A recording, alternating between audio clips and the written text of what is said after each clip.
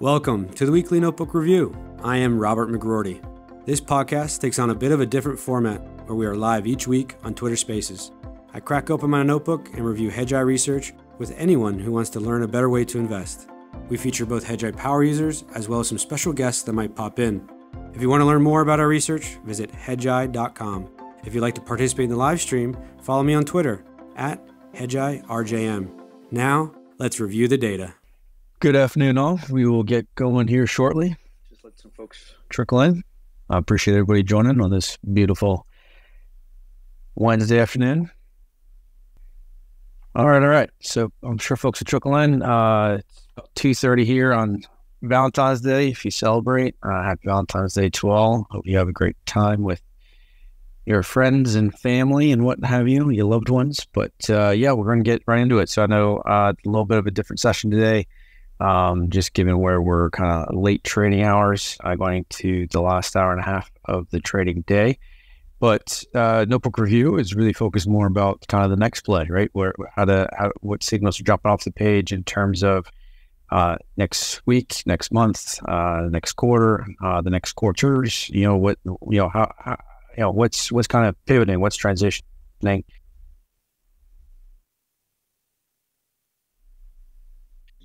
Welcome in.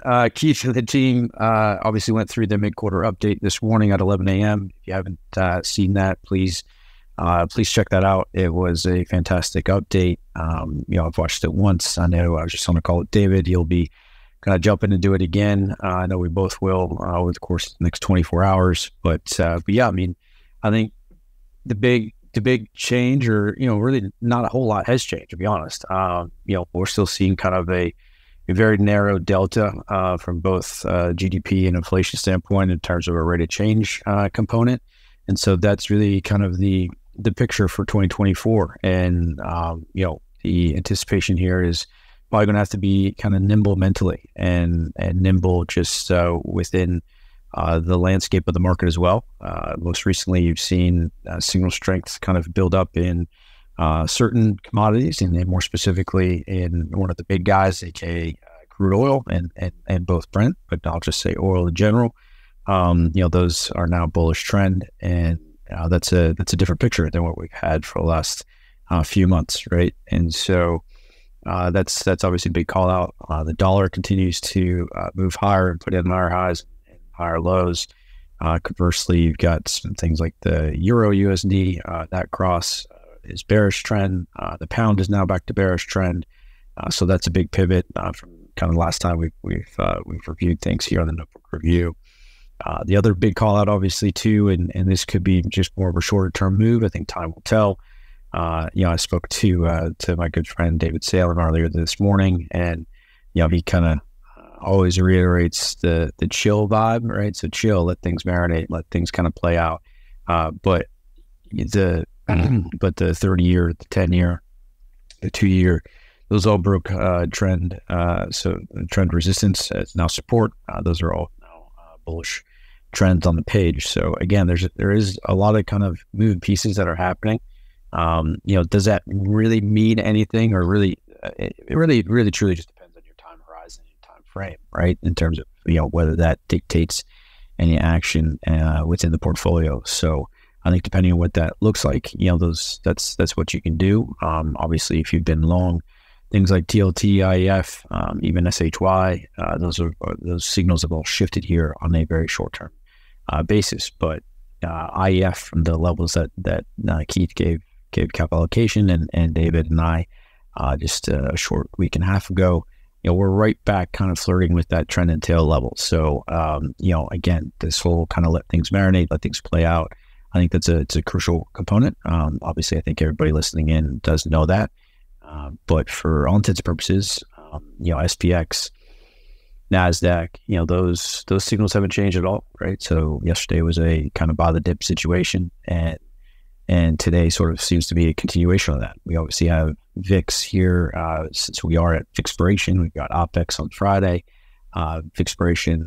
You had a lot of kind of moving around, shuffling of the pieces coming into today, and that pullback, or that VIX, is now back down under 15 and right at the moment around 14.62. So that makes kind of good sense, perfect sense. I think that the trend line though on VIX is 13,544 as of this morning.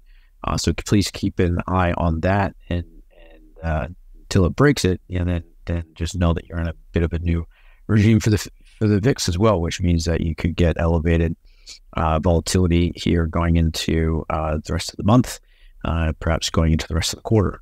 And again, it's really important to kind of be aware of these things. Obviously, flows as well do dictate and do impact both what transpires on a immediate term basis, but certainly you've got a lot of different players that are that act, or that basically have to act systematically when underlying vol construct changes, as well as during options expiry, which again is Friday. So a lot of that action and those players do go away post Friday, and the positions and the pivots or the changes are being made now over the next couple of days. So I think it's just really important to kind of understand the near term, and even if you are a longer term investor, because it can impact kind of certainly it might help dampen your feelings or allow you to chill a little bit more, because again, at the moment, the last this week in particular, CPI print was kind of in line with relatively our expectations, right around 3%. That's kind of what we've been estimating. Nowcasting is basically a very we're just under 3% coming into today. I think we're now not I think I know we're now just over that, but very nominally so, kind of between kind of 2.85 and 2.95. We're now at basically like 3 and 310, 315. So that's the big difference. We're just north of 3% on the inflationary front, but it's very much a very narrow rate of change delta from one quarter to the other, and certainly from Q1 all the way out to Q4 of 24. So I think just being very conscientious of what that looks like. Similarly on the GDP front, that growth decelerating is right around 35, 40 basis points from kind of, Q4 from Q1 to Q2. And similarly, it's obviously 3.11 to call it 2.95 here in Q1. So, that growth is decelerating, but that delta, that rate of change is relatively narrow. So even a quad 3 that given the inflation kind of accelerating in Q2 that we now anticipate, although just slightly, it's still signifying a kind of a narrow quad 3 environment. So just being conscientious of all these moving pieces, what the data is coming in.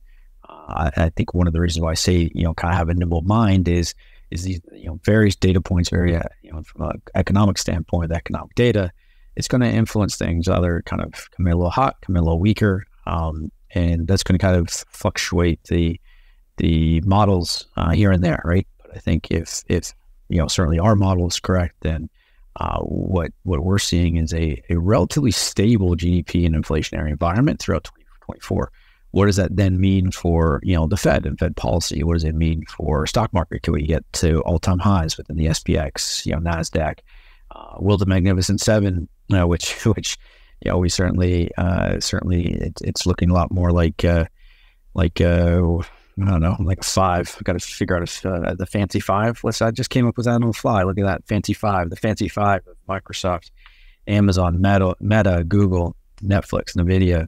Those the fancy 5 there. They are certainly, actually that's 6. So my math isn't even right. But anyway, the 6-5 that are kind of leading the charge. That's kind of new, right? But we've also been seeing a little bit of new breadth. Today I just tweeted out some real-time data of what's transpiring right now, and I'll just kind of update that. Our good partners over at 201 Alpha have a like BAD indicator. S&P 500, so 363 stocks are positive on the day, 138 are negative. So you do have a bit of a positive skew. Obviously, Apple is a market cap weighted kind of negative drag on the overall S&P 500. And then some of the leaders out there would be Meta, Tesla, Nvidia, Amazon, et cetera, et cetera. So that's again, this is happening. But I think the cool thing, or one thing that's a little bit new versus perhaps even some of last year, is that the impact by market cap, the lower 357 positive impact is about 50% of basically the numbers on the page right now. So you're getting a little bit of a broader, sort of a broadening, I guess, positive or broadening investments across the board here. So if that continues, then we could see a little bit of a different 2024 versus what we saw in 2023, where, basically the top 10 certainly led the charge for a good chunk of the year. And if you're along things like Meta and Google, Tesla, Amazon,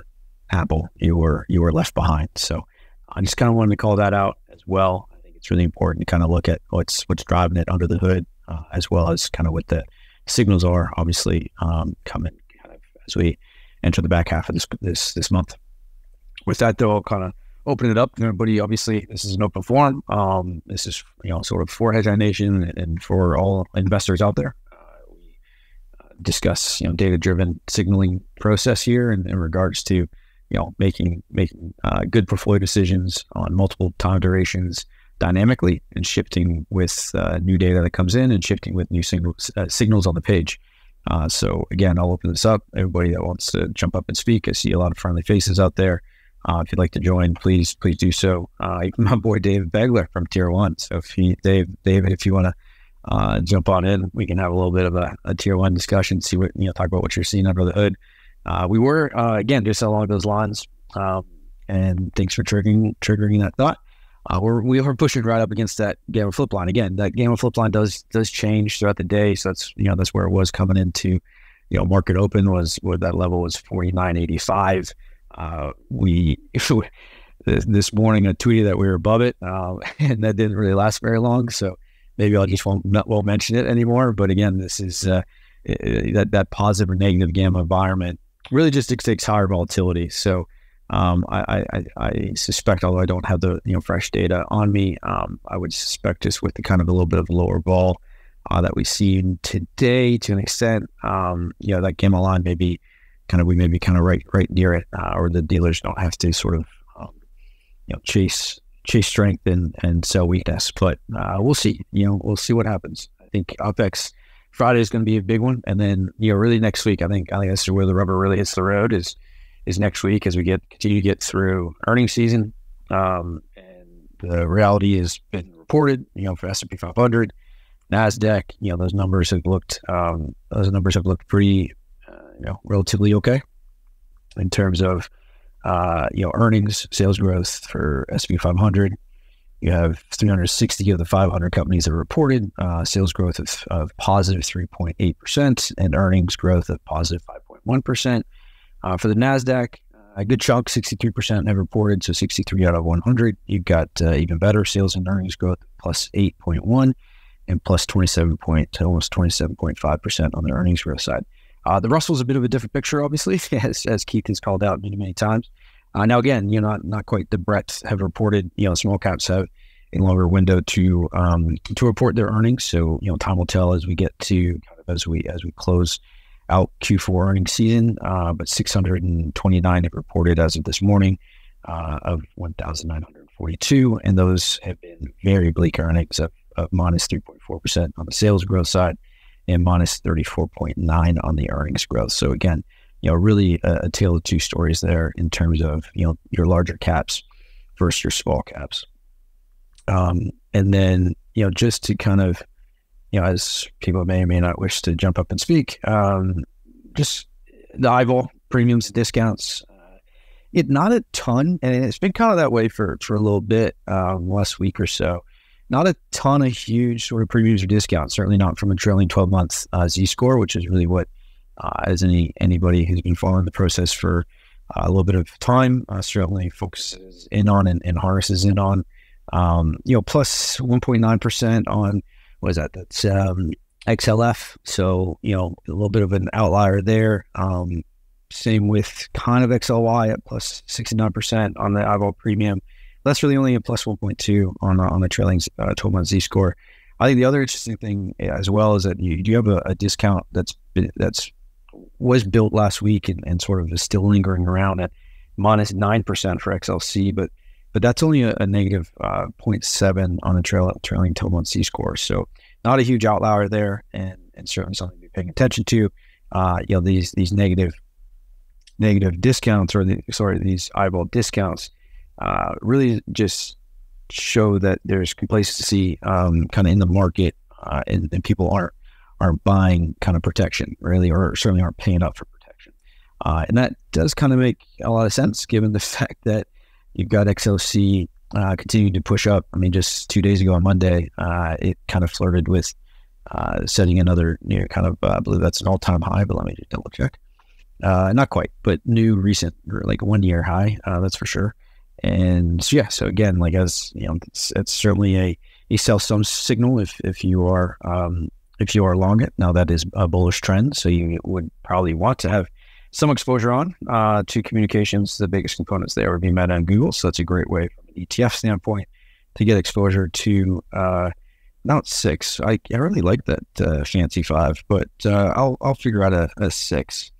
The sexy 7, it's kind of already taken, so I'll figure it out. But what else? From an eyeball standpoint, really that was from U.S. equities. That's about it. And then even as you scroll down the page, international equities, currencies, nothing really, massive outliers there.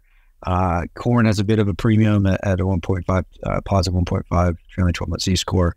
And then as we go down the page, you've got Meta at a minus 47% discount, which again could be influencing the XLC, and that is a negative 1.8 trailing 12-month Z-score. And then Apple with a plus 4 eyeball premium, that's a negative 1.3. So again, you can get these things, right? So Apple's got a premium, slight premium on the board, but that's a negative 1.3 on trailing 12-month Z-score when compared against itself. So it's really important to kind of track both and be paying attention to all those things, all those components, and those it'll just help you make a little bit better decision making. All right, pause, take a water break.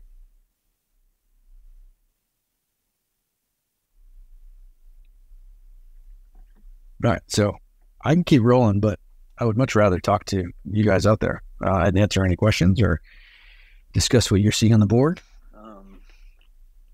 I did make again, if you are Macro Pro sub, had the pleasure of last two Sundays writing and publishing the sort of 6 key insights of the past week. So hopefully, you guys have enjoyed getting those into your inbox. One call out from this past weekend was the US dollar correlation to both SPX and Bitcoin. And we now have also kind of a discount building versus the dollar. So not anything huge on a 15-day or even 30-day basis, down around negative 0.53 on a 15-day. But that premium, that positive correlation kind of tailing off a little bit. It's still there for SPX at plus 0.67 on a 15-day. It's certainly there still on a 30-day with plus 0.83 for SPX, but that has come down a little bit. So just kind of pay attention to those things. Again, it's just another tool in the toolbox, something to be cognizant of. Certainly don't kind of hone in on it too much. Just kind of like the eyeball discounts and premiums. It's just another thing to be kind of conscientious of and aware of, and can be leveraged in different ways, whether you participate in options, the options complex or not. It's just really kind of good to know what's happening and what's under the hood for a lot of exposures within your portfolio. Leo jumped up, but then I kept talking, and now he jumped down. So, boy, was that maybe a mistake by me. In terms of moves from Keith today, he did sell all of his Australia and SHY.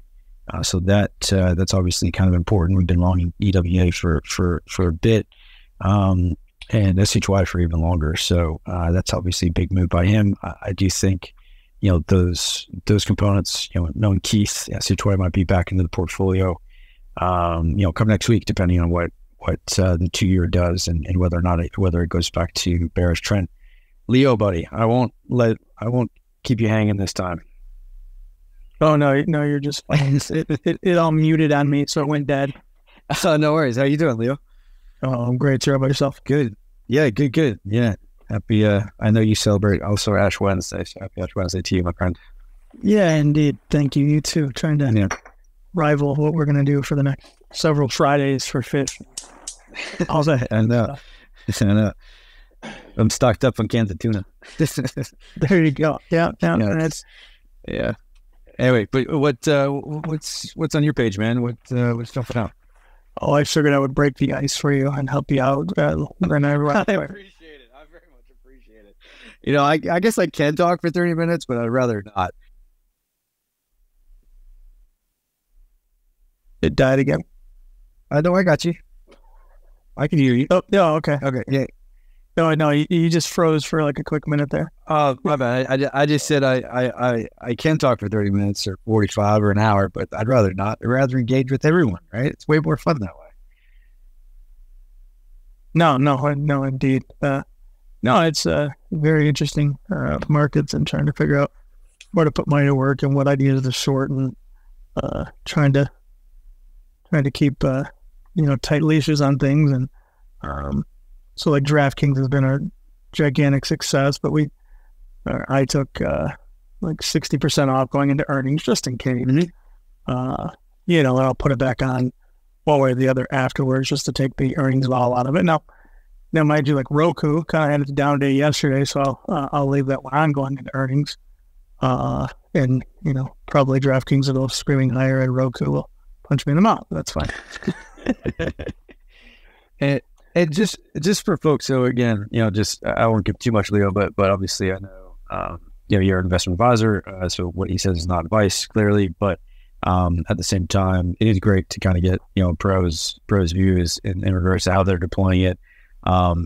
Curious, I got two follow-ups. So I know you do individual kind of stock investing, and then I know you also do ETFs. So how do you think through that? Do you kind of review it as two separate models? Does it also just depend on obviously risk appetite of the client? And then secondly, from a time horizon standpoint, generally, and again, I know it's dynamic and always shifting, but generally, what's your kind of ideal kind of time horizon on both like the ETF and the individual stock in terms of a hold period? Sorry. Yeah, no, I got you. So individuals, I'll look on my list and see if I have a favorite name I want to add, or are you guys covering something that I want to add versus the ETF. So like and tell me to shut up if I give too much away. No. So the insurance, right. So like the insurance long idea, I like Jackson National. And again, obviously not advice. And Jackson National at a 52-week high. I don't think you want to add it here. So Jackson National and then Lincoln National. Two names that I've followed for a long time. I've done some due diligence on Lincoln's coming out of a lot of issues with their long bonds, right? So it's, so I'll add to Jackson first, and then I'll add very small into Lincoln, as opposed to adding the ETF. Now URA, I'm just going to add URA. URNJ, I'm just going to add URNJ. So it just depends on my familiarity with the space, and if you guys cover it, if you don't, if I have familiarity with a lot of them. So I mean, like longer ones. So like Jackson, for instance, put that on in small, then got bigger when you guys went positive. But I mean, I'll look to hold that until it breaks. Kind of my lookings at for trend. I mean, if you look at that thing, it's just been straight up since August. So I'll just kind of keep an eye on that from there, and then it does like to visit. So it's in the low 50s now. It does like to visit the 30s every now and then. So I will, I'll keep a tight leash on it up here. But yeah, I hope that answers your question. But yeah, I mean, I will be a very long-term holder of things, as long as they don't start to puke other shoes or, things don't turn, away from it. Does that make sense? Oh, 100%. No, yeah, that's super helpful. And yeah, I'm with you. I mean, I think, it's a beauty of being able to review, and I think you do this, but just for those at home, like, again, if you don't want to invest in the ETF, or you'd rather get more individual or kind of, whether more beta, more vol or more beta or less beta, depending on which direction you want to go. But, that's the beauty of looking under the hood of something like an IAK or a KBWP, is you can do that, right? And you can find things like you just said, Jackson and what have you, and then Lincoln. You can also find things like Allstate or EIG, right? Maribras even perhaps. So it's those are components too, where and I think constructing that book and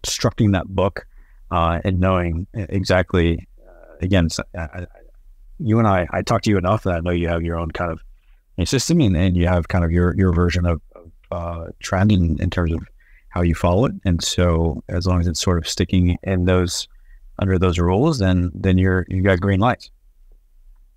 Yeah, so I think we'll have one handshake agreement this time, though, with kind of where the shift in quads went. And obviously, I won't say any more than that.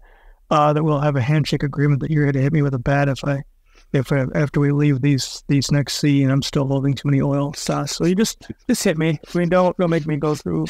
I'll get you right on the knee. Right on the knee. I appreciate that. Yeah, that way. I would appreciate that because my stubbornness or whatever it is. I tend to do well exiting these favorable quads with oil, but then I tend to put them back on too quickly. I think it's probably where my fault lies in because I was very light into oil into the third and fourth quarter, which benefited me, but I think I put them too much on into December, and then as January's moved on, I put in some of my favorite oil names. Oil's moved up, but oil stocks have just been battered. Although gasoline stocks, which is interesting, have done very well. Your Valeros, your Marathon Petroleum, and our PBF at the East Coast one. Yeah. So those have done fantastic to the start of the year. And gasoline has actually kind of led this move higher in oil, but I know this is not an oil podcast. So I don't know about that. No, but that actually kind of popped up on the weekend work, obviously, and if you're looking at commodities in terms of what's been leading on the last month or even 3 months basis, and again, I mean, like gasoline's right there, XP1, it's beating crude oil. It's up 8.95% versus is about 5% on the CL one. Heating oil is right behind it. So I'm talking about current levels, but it was certainly something that I had circled. So it's definitely interesting, right? Like steel is up there too, up about 2%. So again, the JBP, that's the futures. Same with cotton, CT1. That was been called out and talked about it a number of times. But I mean, that thing's up 14.5% on a 1 month basis, let alone 3 month. I mean, so there's definitely underlying inside of commodities that have worked very well and are picking up signal strength. Crude oil is certainly one of them.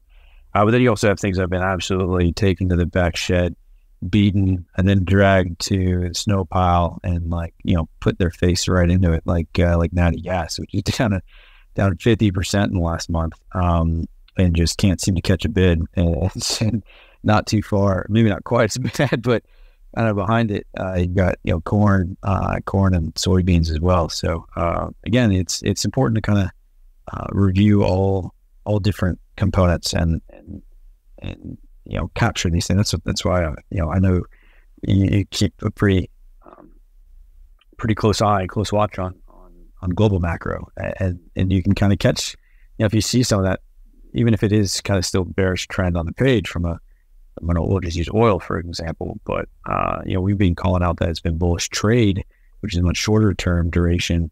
For probably the last 3 weeks, I think it's maybe even 4. So it's been quite a while, or kind of certainly going into mid to late January.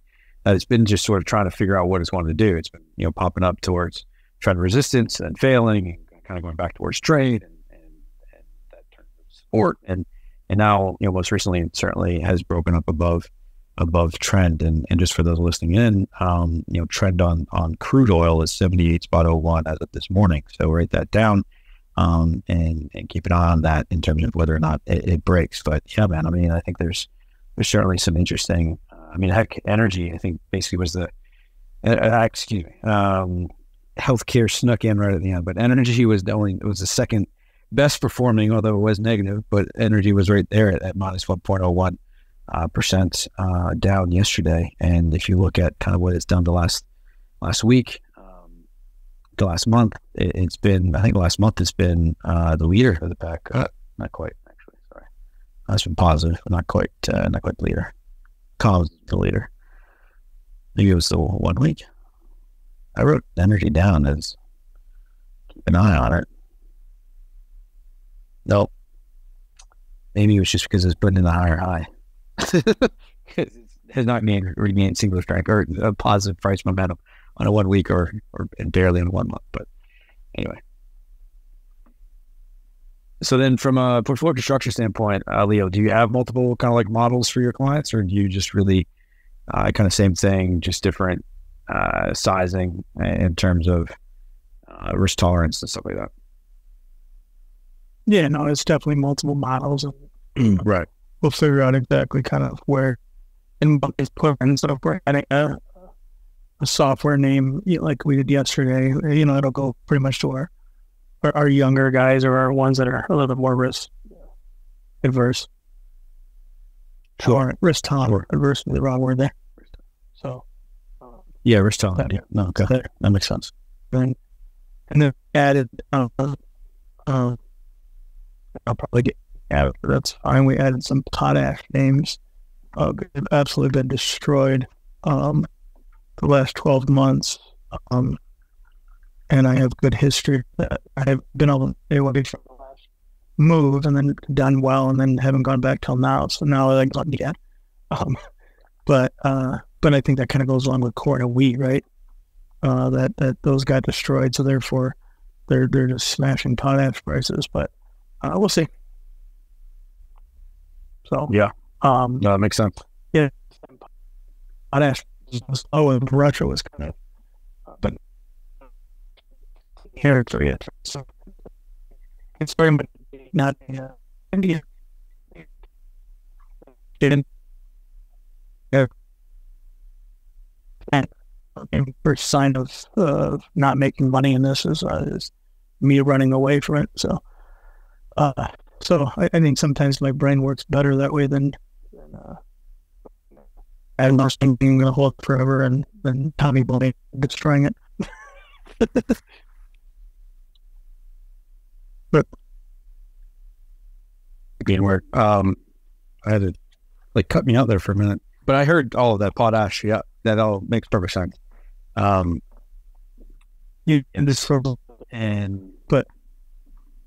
yeah, I don't know if it's I'm guessing it's on my end, but can you still hear me though, Leo? Yeah, no, I just froze for like 5 seconds. Okay. All right. Cool. All right. And again, another, sorry, just kind of maybe finish off the thought on commodities. I mean, Bitcoin's up another 4% today, and the Ethereum's up, 5 basically. So, or 4.5, excuse me, depending on whether it's futures ETH or Ethereum USD.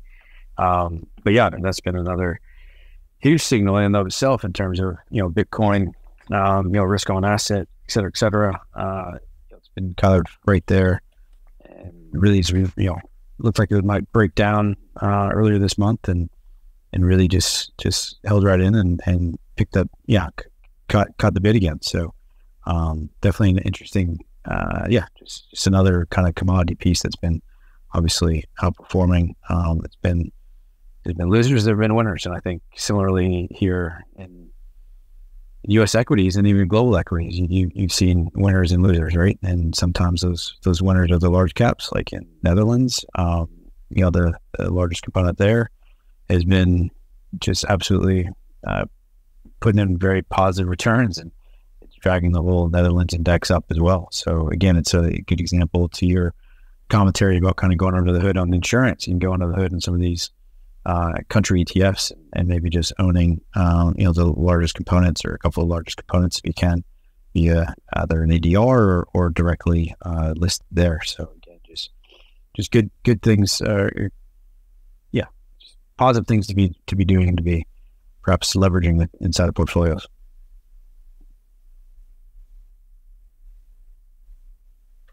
All right, well, we're coming up on 35-minute mark. Leo, I appreciate you jumping up, buddy. If there's anybody else who's got any comments or questions, I'm happy to review them. Otherwise, we may just kind of keep it a little bit of a tight, compact, to the point session here on a midweek, late afternoon notebook review. It's exciting times, though. I'm looking forward to kind of seeing how things unfold here in Q1. I don't know, Leo, do you... I know we don't really do predictions, but what's giving you your best sort of signal strength kind of going through the end of the year? I'm putting you on the spot. And you're on mute.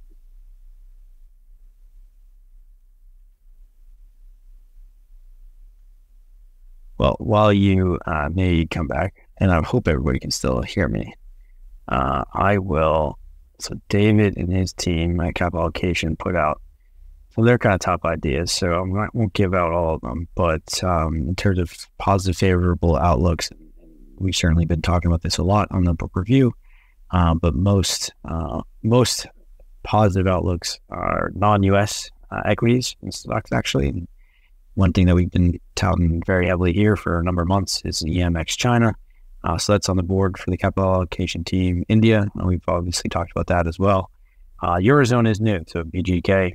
So that's one that I will kind of tease out there as well for those at home. I think Eurozone is certainly picking up, and one way of expressing that is through the BGK ETF. GDP numbers and the quad outlook certainly align with the signal, and that's looking good. And then the other components would be inside of fixed income. So again, I won't tease those out, but I think we've talked about, I won't give you all three, but I believe we've talked about EMB. So that's Bravo. And it's an EMB Bravo, but that's another one with a kind of positive outlooks when we get to the end of the year. So again, you can notice that although more favorable overall on U.S. equities, generally speaking, David and his team of allocation did upgrade a number of kind of quarters there throughout this year and that kind of thing. The overall, in terms of, I won't say highest conviction because that's so old wall, but certainly areas where signals and kind of quad outlooks certainly align with each other. It's certainly kind of from that non-U.S. and sort of even on the bond side, although David would probably correct me and say that EMB really isn't a bond and it's that kind of thing. But it technically it's fixed income. So we'll leave it at that. Leo, I don't know. Do you have any comment? Oh, Michael wants to jump up.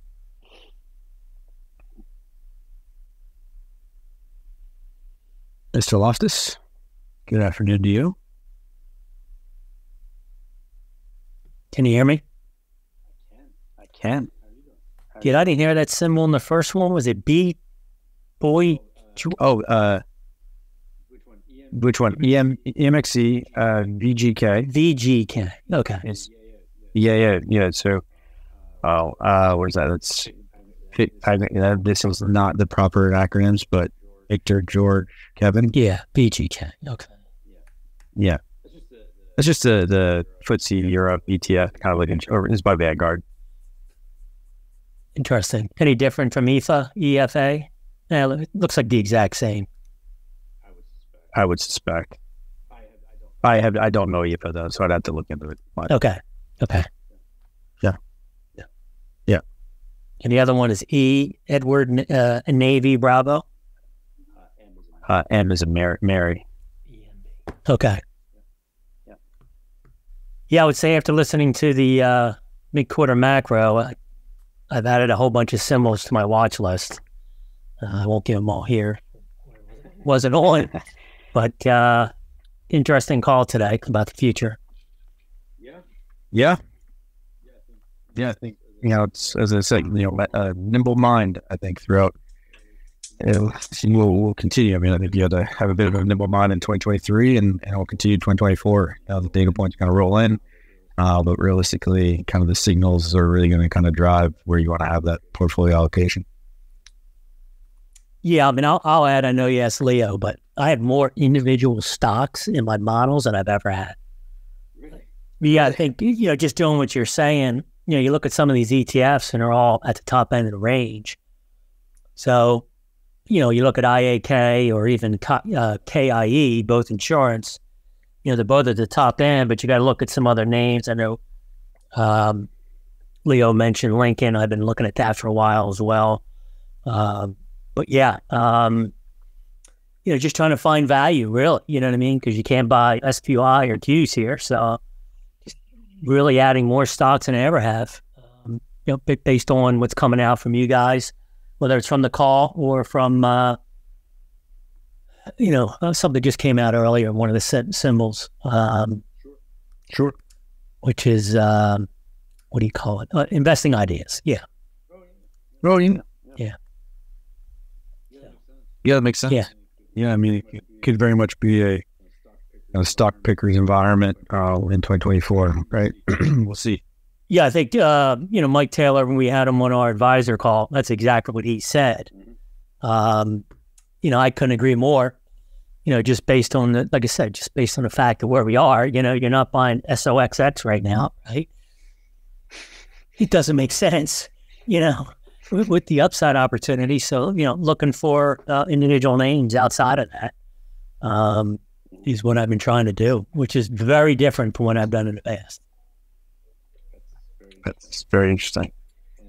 And I think you got, sorry, and just speaking of the advisor calls, for those that don't know, Michael and I coordinate a monthly advisor call for Hedgeye Nation.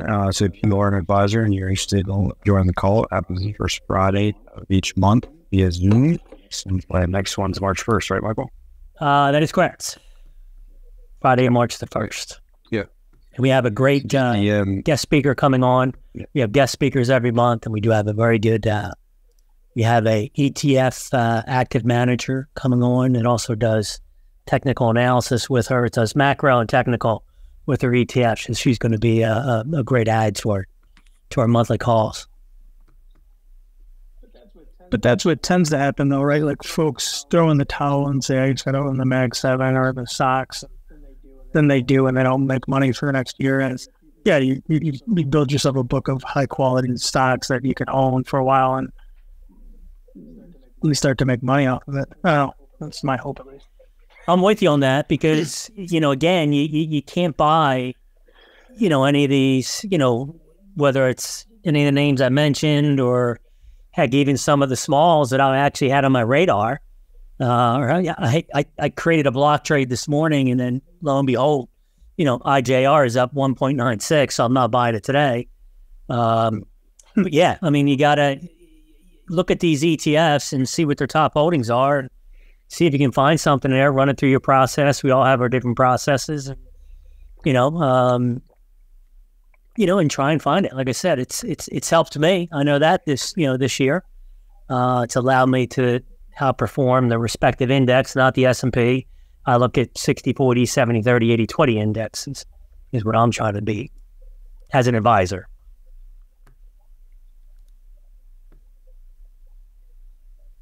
Yep, that makes sense.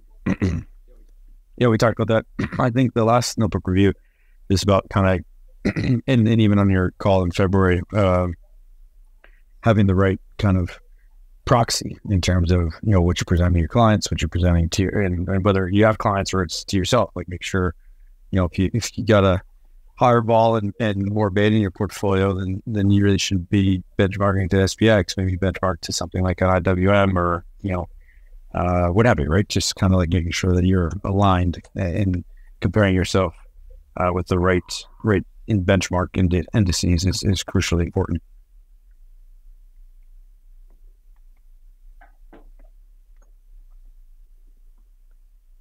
All right, well, thanks, boys, for jumping up. Appreciate it. Why don't we wrap up there? We let everybody go trade the last 45 minutes of the day, if you participate in such a thing.